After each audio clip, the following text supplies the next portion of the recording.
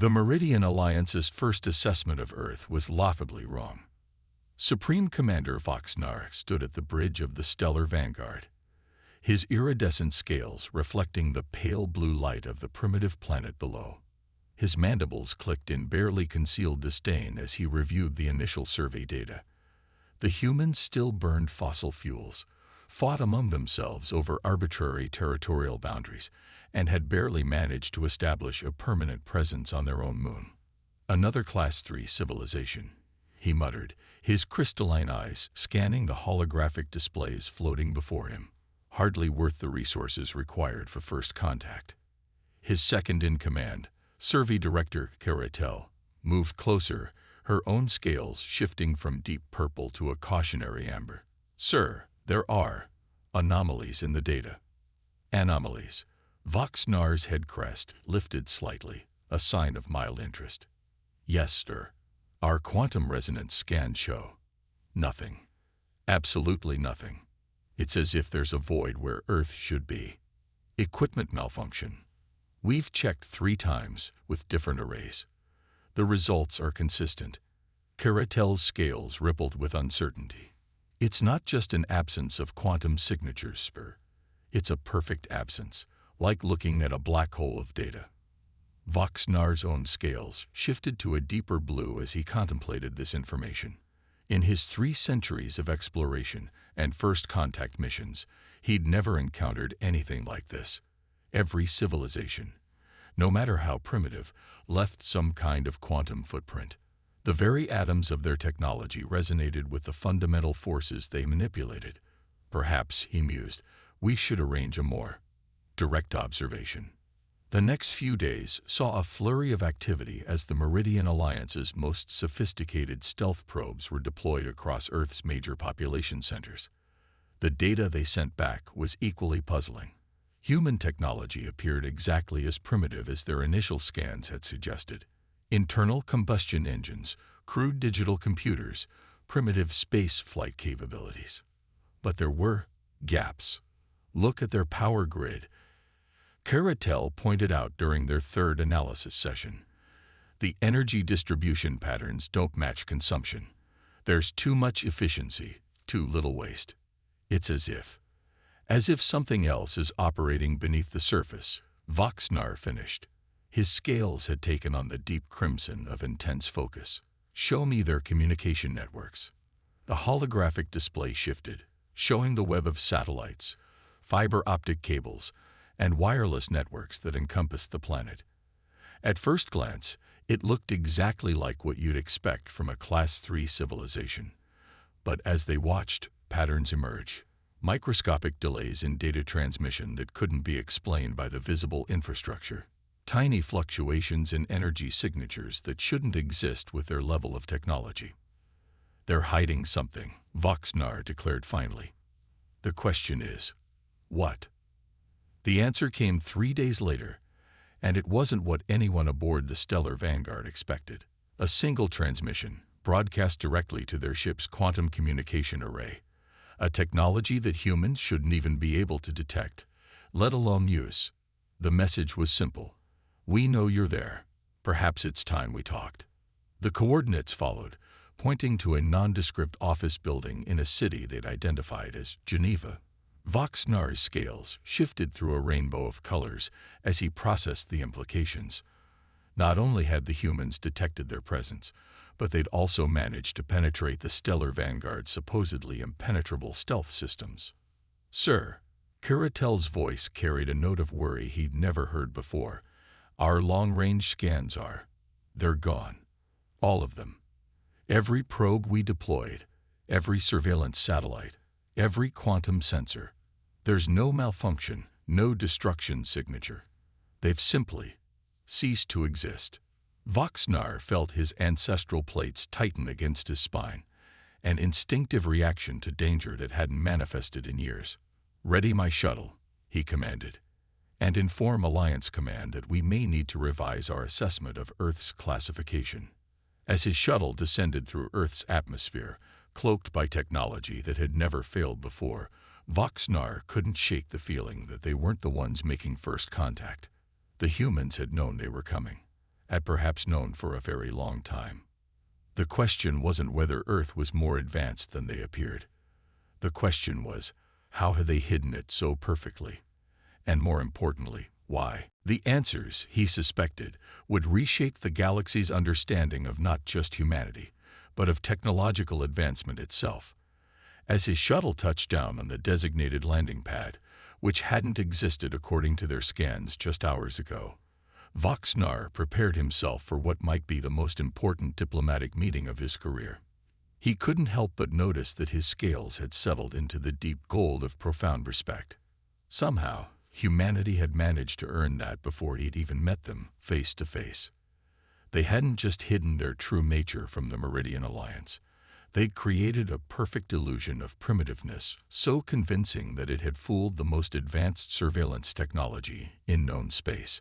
And they had done it not just on a local scale, but across an entire planet. The implications were staggering, and more than a little terrifying. Dr. Elena Santos watched the alien delegation enter the conference room with carefully concealed amusement. The Meridian representatives, led by their Supreme Commander Voxnar, moved with the practiced grace of those accustomed to being the most advanced beings in any room. They had no idea they were walking through a quantum observation field that was analyzing their every molecule. "Welcome to Earth," she said, standing to greet them. "I'm Dr. Elena Santos, Director of Extraterrestrial Relations." The title was new, created just hours ago, when their visitors had finally accepted their invitation. Voxnar's scales shifted through several colors before settling on a diplomatic green. "Your invitation was unexpected, Dr. Santos, as was your ability to detect our presence. Please, sit." Elena gestured to the chairs around the conference table. "I think it's time we had an honest discussion about humanity's place in the galaxy." As the aliens took their seats, Elena activated the room's quantum interface with a thought. The air above the table shimmered, and suddenly they were looking at a perfect holographic representation of their own ship, the Stellar Vanguard, complete with internal schematics that should have been impossible for humans to obtain. "Impossible," whispered Caratel, her scales flickering rapidly between colors. "No," Elena corrected gently. "Just improbable.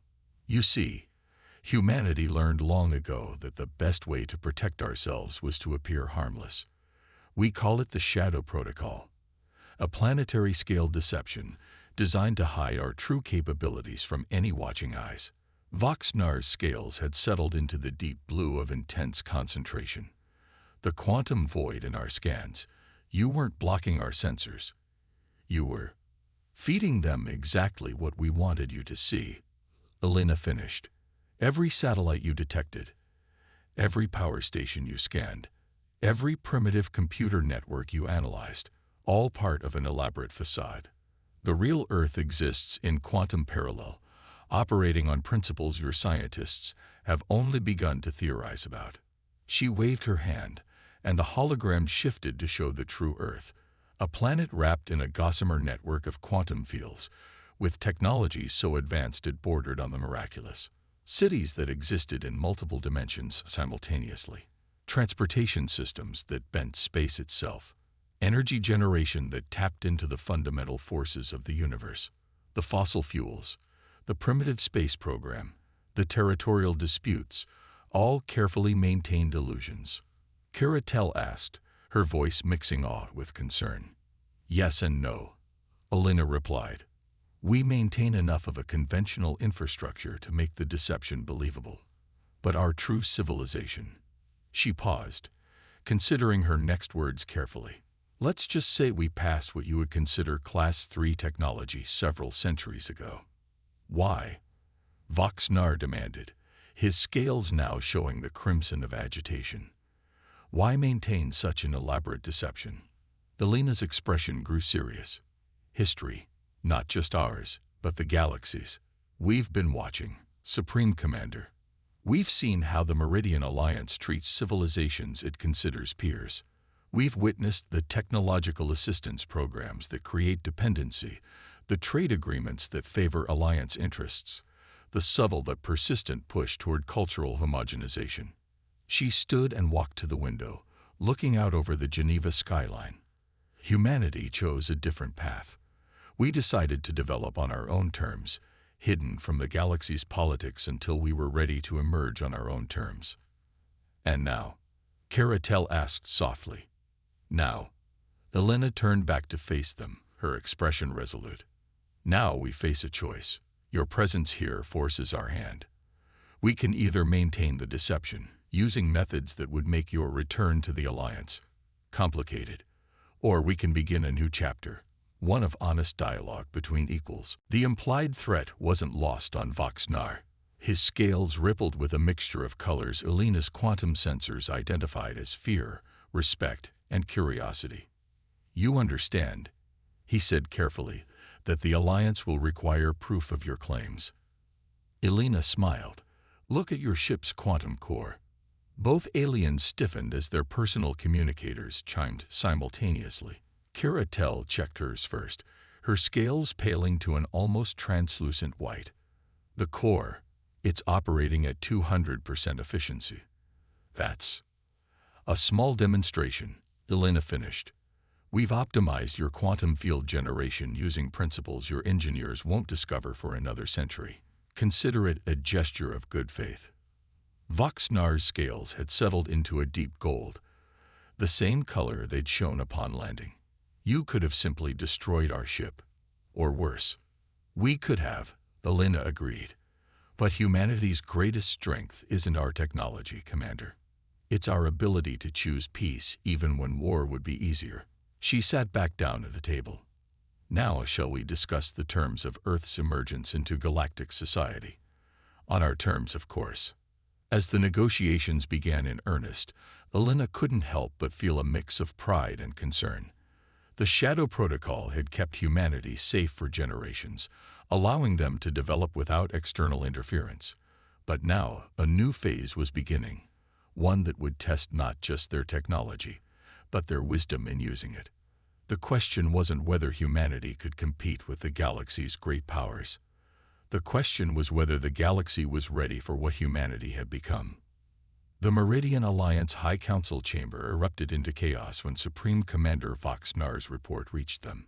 His scales shifted uncomfortably as he watched the quantum transmission of 12 of the most powerful beings in known space arguing like freshly hatched younglings. Preposterous. High Counselor Zixtao's scales flashed brilliant orange with rage.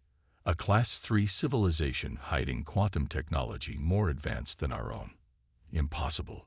The evidence is undeniable, Voxnar responded, his own scales maintaining a steady diplomatic green. Our ship's quantum cores are still operating at enhanced efficiency. Our best engineers can't even understand the principles involved, let alone reverse them. Then they must be dealt with. Another counselor declared, their scales pulsing with violent red. If humans possess such technology, and have hidden it, they represent an unprecedented threat to galactic stability. Voxnar felt Caratel tense beside him. They both knew what was coming. The Alliance had only one response to perceived threats of this magnitude. The attack order came 3 standard days later. The Meridian Alliance's First Fleet, comprising 15,000 warships, entered the Sol system with weapons charge. They expected resistance. They expected to face advanced quantum weaponry and dimensional shields. They didn't expect silence. Earth's orbital defense platforms, primitive missile launchers, and kinetic weapons remained dormant. The crude satellites continued their predictable orbits.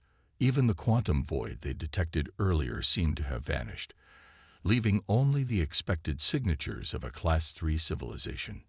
Admiral Renvox, commander of the First Fleet, and no relation to Voxnar, felt his scales ripple with uncertainty. Status report, he demanded. No changes, Admiral, his sensor officer reported. Earth appears exactly as our historical scans indicated. No quantum signatures, no dimensional anomalies, no advanced technology of any kind. It's a trap, Renvox muttered. Begin the attack pattern. Target their primary military installations and power generation facilities. Let's see how long they maintain this charade. The first wave of quantum torpedoes launched from the fleet's forward elements. They streaked toward Earth's atmosphere, their quantum warheads ready to tear holes in reality itself. They never arrived. One moment, the torpedoes were there. The next, nothing. No explosions, no defensive countermeasures, no evidence they had ever existed at all. Launch second wave. Renvox ordered, his scales now showing streaks of worry. All ships, advance to. He never finished the order. Across the bridge, displays began flickering. Quantum cores throughout the fleet started reporting impossible power fluctuations. And then, in the space between moments, reality shifted. When Renvox could focus again, his first thought was that they had somehow jumped to another system. The stars were wrong, their patterns unfamiliar. Earth was gone, replaced by an endless expanse of nothing. "Admiral," his navigation officer called out, scales pale with fear. "We're still receiving Alliance navigational beacons.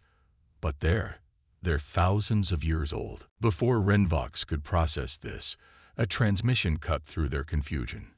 Dr. Elena Santos' face appeared on every screen in the fleet simultaneously.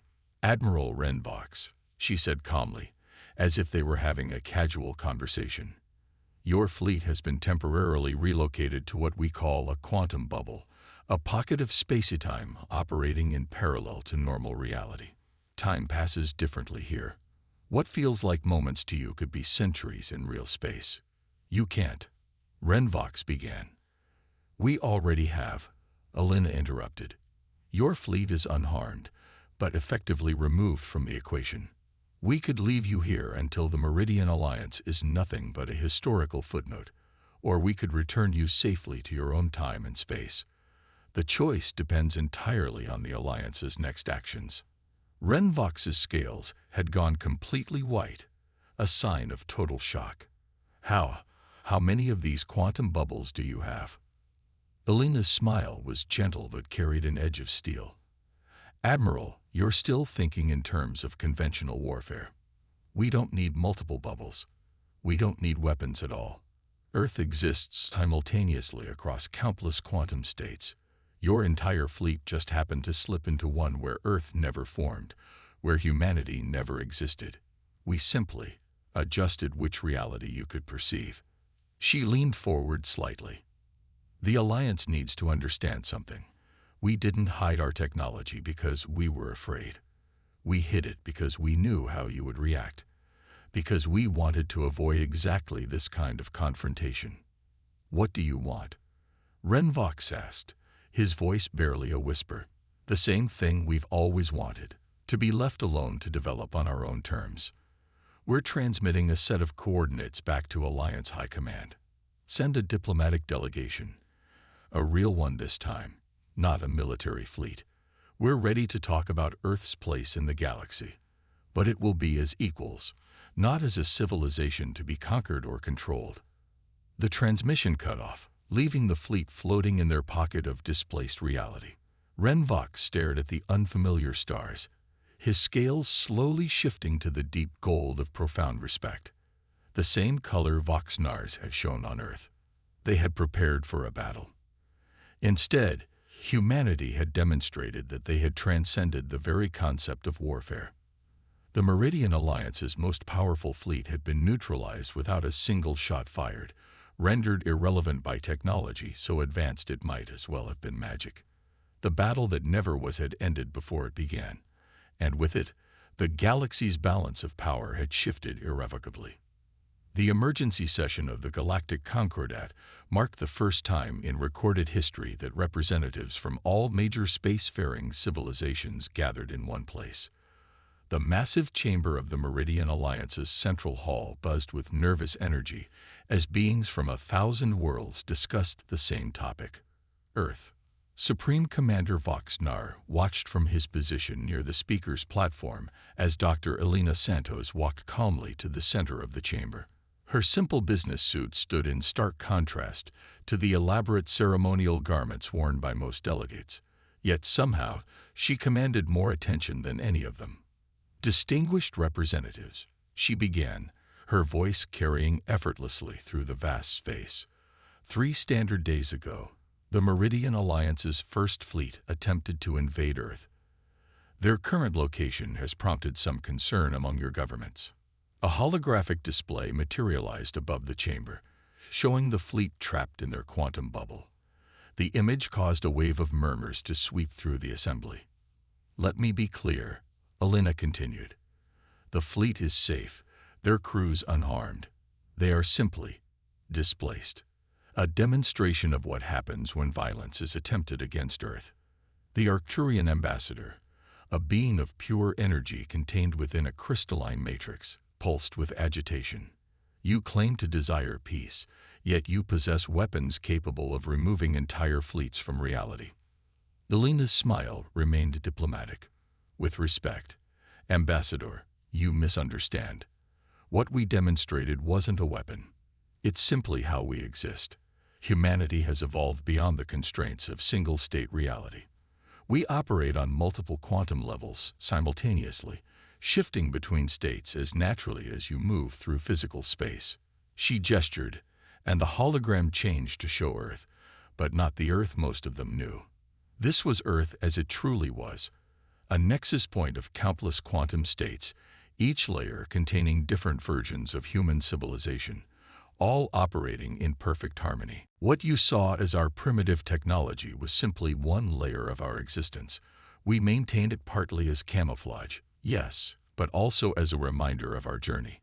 You see, humanity's greatest achievement wasn't mastering quantum mechanics or dimensional engineering. It was learning to exist in multiple states while maintaining our essential unity. The chamber erupted in questions, but Alina raised her hand for silence. "I understand your concerns. A civilization that can shift between quantum states at will, that can move entire fleets into parallel timelines, seems like a threat. But consider this. If we wanted to conquer or destroy, would we have spent centuries hiding our capabilities? Would we have chosen to reveal ourselves through diplomatic channels first?" The Zephyr Reticuli representative, a collective consciousness housed in a mechanical shell, moved forward. "What are your demands?" "Demands?" Alina shook her head. "We make no demands. We offer opportunities. Earth's quantum engineering could revolutionize everything from space travel to energy production. We're prepared to share some of our advances, gradually, responsibly, and equally among all spacefaring civilizations." She paused, letting that sink in. "But first, we require acknowledgement. Earth will not be a subject world, or a protectorate, or a junior member of any alliance. We are our own power, operating under our own principles." The Meridian High Council members' scales shifted through various colors as they processed this. Finally, High Counselor Zixta spoke. "And the First Fleet will be returned the moment we have formal recognition of Earth's sovereignty and independence," Alina replied. "They'll reappear exactly where they were, but with their weapons powered down. Consider it a gesture of good faith." Voxnar watched the proceedings with a mixture of awe and understanding. In his long career, he'd overseen first contact with dozens of civilizations. But this was different. This wasn't first contact. This was first revelation. Humanity hadn't just hidden their technology. They'd hidden their entire way of existence. As the Concordat descended into intense debate, Alina walked over to join him. "They're taking it better than expected," she observed quietly. "They have no choice," Voxnar replied, his scales showing the deep gold of respect that seemed to be becoming permanent when dealing with humans. "You've demonstrated power they can't counter, wisdom they didn't expect, and mercy they don't understand." Alina nodded. "The hard part comes next. Teaching them. Teaching all of you. That power isn't about dominance. It's about possibility. And if some don't accept that lesson, then we have other quantum states they can explore until they do." Her smile carried both warmth and warning. "Humanity has learned patience, Commander. We can wait as long as necessary for the galaxy to understand that advancement doesn't have to mean conquest." Above them, the hologram continued to show Earth in all its quantum complexity, a testament to what civilization could achieve when it evolved beyond the need for traditional power structures. The galaxy would never be the same, but perhaps Voxnar realized that was exactly what it needed. One standard year after Earth's revelation to the galactic community, the changes were already profound. Supreme Commander Voxnar stood at the observation deck of Quantum Station 1, Earth's first public extraterrestrial facility, watching ships from across the galaxy arrive for the historic conference. The station itself was a testament to humanity's unique approach to technology. It existed in multiple quantum states simultaneously, allowing visitors to perceive and interact with it according to their own technological level. To some, it appeared as a conventional space station. To others, it revealed itself as an engineering marvel that defied conventional physics. Quite a few, isn't it? Dr. Elena Santos joined him at the window. The first galactic conference on quantum integration. Not bad for a supposedly primitive Class 3 civilization. Voxnar's scales rippled with amusement. I doubt anyone still thinks of Earth that way, Doctor. Not after everything we've seen this past year. Indeed, humanity's emergence had reshaped galactic society more profoundly than anyone could have predicted. The release of basic quantum engineering principles had already revolutionized space travel. Ships that once took years to cross between systems now made the journey in days. Energy crises that had plagued developing worlds for centuries were being solved with quantum reactor technology. But it wasn't just the technology that was changing things. It was humanity's approach to sharing it. The latest reports from the quantum integration teams are encouraging, Elena said, pulling up a holographic display. 57 civilizations have successfully implemented the first-stage quantum modifications to their power grids. Another 32 are ready to begin the process, and all without creating the technological dependencies the Alliance used to rely on, Voxnar noted. His scales showed the now familiar gold of respect. You're teaching them to understand the principles, not just use the technology. That was always the plan, Elena smiled. Earth didn't hide to maintain an advantage.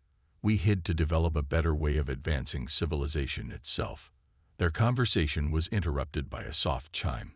The first delegates were arriving for the conference. Through the quantum-enhanced viewport, they watched as ships of all sizes and designs emerged from various forms of faster-than-light travel.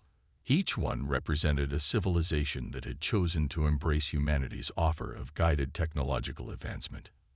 Have you ever wondered, Voxnar asked suddenly, what would have happened if we discovered Earth's true nature differently? If we detected your quantum signatures from the beginning? Elena's expression grew thoughtful. We spent centuries preparing for various discovery scenarios. But in the end, it was your arrival and your initial misconceptions that gave us the perfect opportunity to demonstrate who we really are. By allowing us to make our own mistakes. By showing that power doesn't equal wisdom, and advancement doesn't require aggression. She gestured to the arriving ships. Look at them. A year ago, many of those civilizations were bitter rivals. Now they're collaborating on quantum engineering projects, sharing resources and knowledge. The station's quantum field rippled slightly as a particularly large vessel dropped out of hyperspace, the new Meridian Alliance flagship, redesigned with human quantum technology. Its arrival marked a symbolic moment. The former dominant power of the galaxy, now just one of many civilizations working together under humanity's guidance. The conference will begin soon, Elena noted, ready to help me explain the next phase of quantum integration to the galaxy. Voxnar's scales shifted to a confident blue. As Earth's official liaison to the Meridian Alliance, he'd spent the past year helping bridge the gap between traditional spacefaring civilizations and humanity's quantum-based society. It hadn't always been easy, but the results were undeniable. You know what still amazes me, he said as they walked toward the conference chamber. Not the quantum technology, not the dimensional engineering, not even your ability to exist in multiple states of reality. It's how you've managed to advance so far beyond us while maintaining your humanity. Elena laughed. That's the secret we really kept hidden all those years, Commander. True advancement isn't about transcending your nature. It's about understanding it completely and choosing to be better, one quantum state at a time.